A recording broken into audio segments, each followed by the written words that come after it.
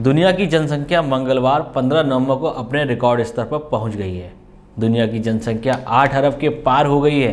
2030 तक पृथ्वी पर जनसंख्या का यह आंकड़ा बढ़कर 850 करोड़, 2050 तक 970 करोड़ और 2100 तक 1040 करोड़ होने का अनुमान है। यूएन की रिपोर्ट में मानव की औसत आयु को लेकर दावा किया गया है कि वर्तमान में ये 72.8 वर्ष हो चुकी है, जो कि 1990 के मुकाबले 2019 तक 9 साल बढ़ी है। वहीं रिपोर्ट में 2050 तक एक मनुष्य की औसतन आयु 77.2 वर्ष तक पहुंचने का अनुमान भी लगाया गया है। रिपोर्ट में बताया गया है कि महिलाएं पुरुषों के मुकाबले औसतन 5.4 वर्ष ज़्यादा जीती हैं। महिलाओं की औसत आयु 73.4 साल और पुरुषों की औसत आयु 68.4 साल आंकी गई है।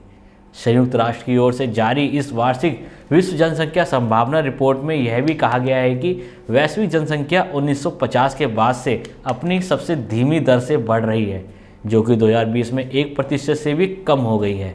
रिपोर्ट के अनुसार वैश्विक जनसंख्या को 7 से 8 अरब तक पहुंचने में 12 साल लगे हैं, जबकि 2037 तक यह आंकड़ा 9 अरब तक पहुंच जाएगा। जनसंख्या में वृद्धि के लिहाज से भारत चीन को इस साल पिछाड़कर दुनिया में सबसे ज़्यादा जनसंख्या वाला देश बन जाएगा। रिपोर्ट में दावा किया गया है कि भारत चीन को पीछे छोड़कर साल 2023 तक सबसे ज़्यादा आबादी वाला देश बन जाएगा। वहीं रिपोर्ट में विश्व की आबादी 2080 के आसपास 1040 करोड़ तक पहुंचने का अनुमान लगाया गया है। वार्षिक विश्व जनसंख्या संभावना रिपोर्ट में दावा किया गया है कि अगले 27 सालों में दुनिया की आधी आबादी 8 देशों में रह रही होगी।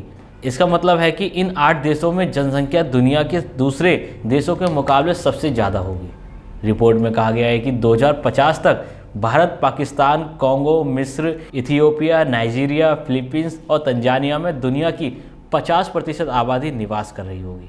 इसका मतलब है कि इन 8 देशों में कुछ अगले सालों में जनसंख्या घनत्व सबसे ज़्यादा रहने वाला है। विश्व की बढ़ती इस जनसंख्या को देखकर आप क्या कहना चाहेंगे? अपनी राय कमेंट में जरूर बताएं।